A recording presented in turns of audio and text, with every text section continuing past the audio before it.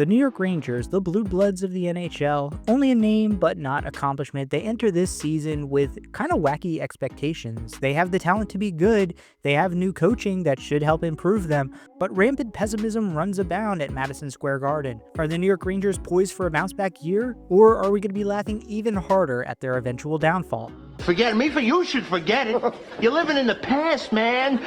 Last year, the New York Rangers entered the season not just with hope, but with expectations, aspirations of winning a Stanley Cup. They had just won the President's Trophy. They'd made it to the Eastern Conference Finals where they got absolutely waxed, but the talent was there. The vision was there.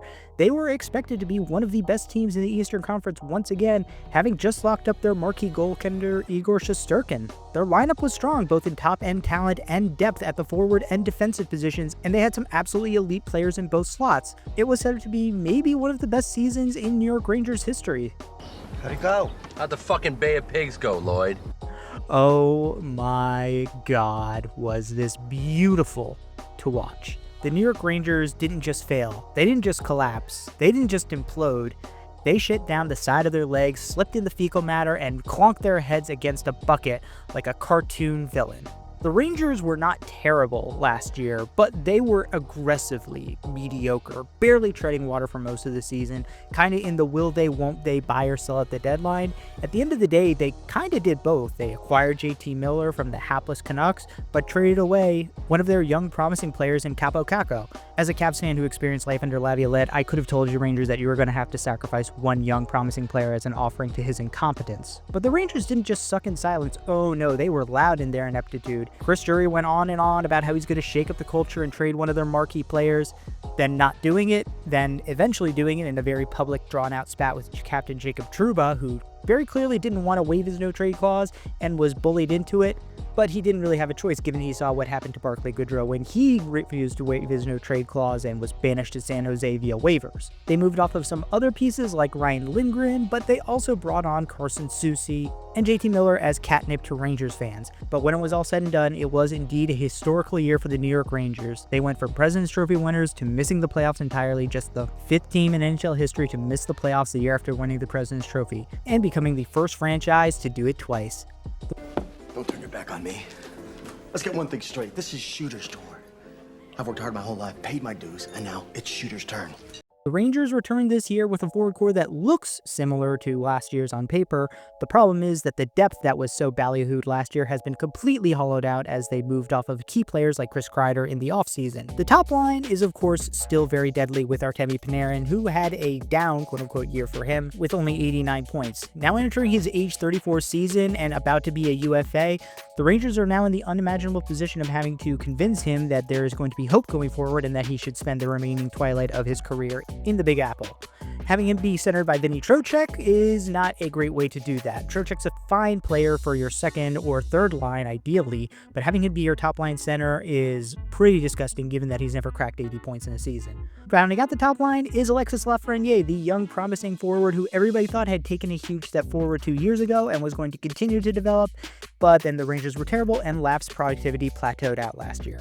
There's hope that he will continue to regain his footing that he lost last year, but there's also the possibility that without having a lot of help around him, his ceiling is just kind of a 55 to 60 point player, which isn't bad. It's not like you just signed him to a Oh, good luck with that, Rangers. The second line will be anchored by your big deadline acquisition from last year. That's right, it's still insane to me, but JT Miller is back. And all joking and possible locker room toxicity aside, he's a very productive player and a great second line center for you. It's just a shame that his two wings are going to be Will Cooley, who is young and promising, but still unproven, and Mika Zibanejad, who, also coming off of a down year, is in the position of having Rangers fans treating him like a terrorist every time he touches the ice. Truly, I don't think I've ever seen a guy's finishing ability completely fall off a cliff like Mika's had, and he's gotten another 4 years at over $8.5 million, so good luck finding somebody to take on that contract at the deadline. I'd call Pat Verbeek pretty early. He might not be employed in Anaheim to save you again by the time the trade deadline comes around.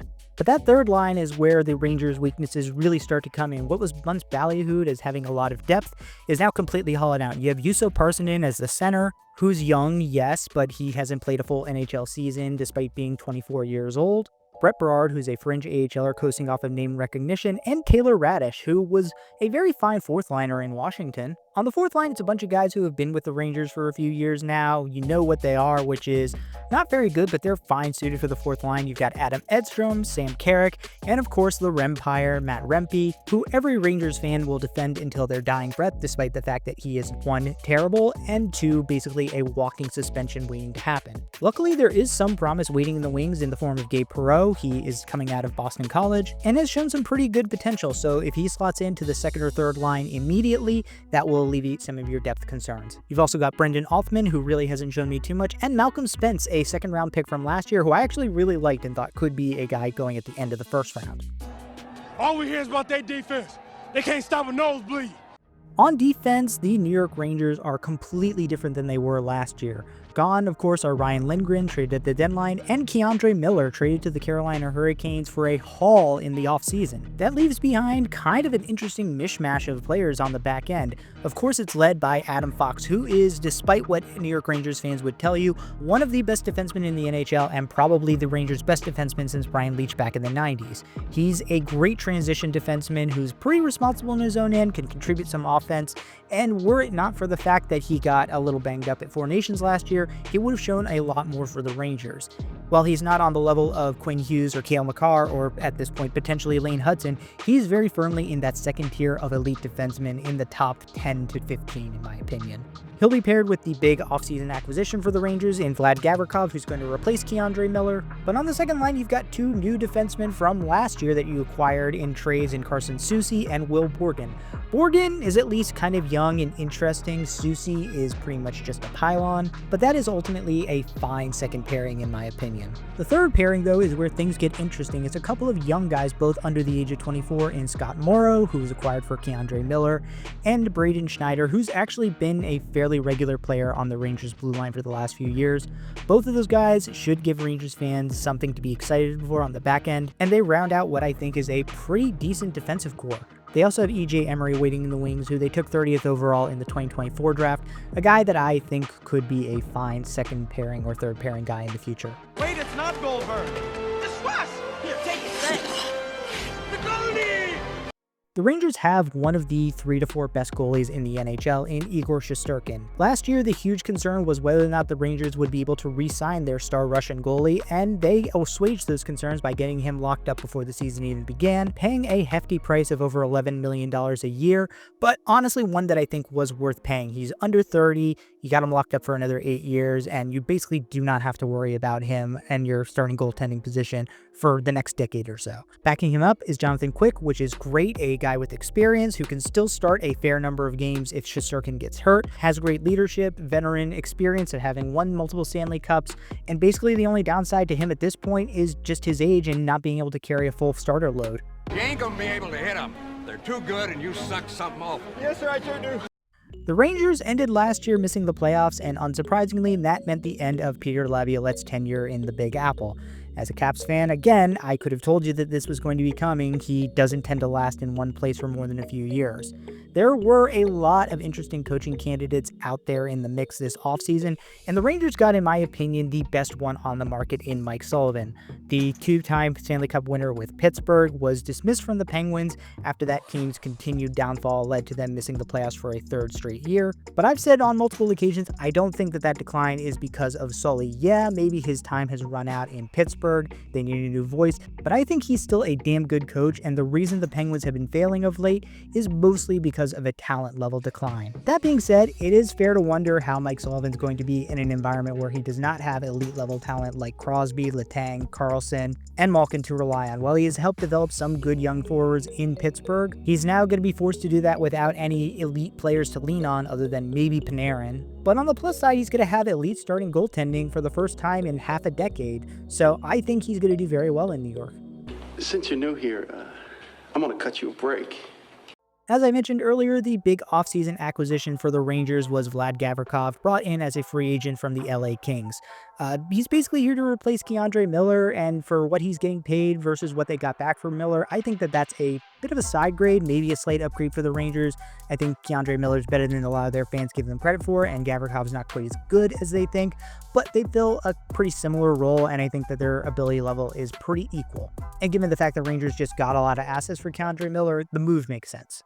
Over the offseason, they also traded away Chris Kreider for a prospect and a pick, traded Keandre Miller to the Hurricanes, and used their first pick in the draft, which was in the second round, to take Malcolm Spence. Pretty good. Pretty damn good, lads! Yeah! It is kind of insane to me that because of one kind of mediocre season and a bad performance at Four Nations, people are ready to write off Adam Fox as not being one of the 10 best defensemen in the NHL.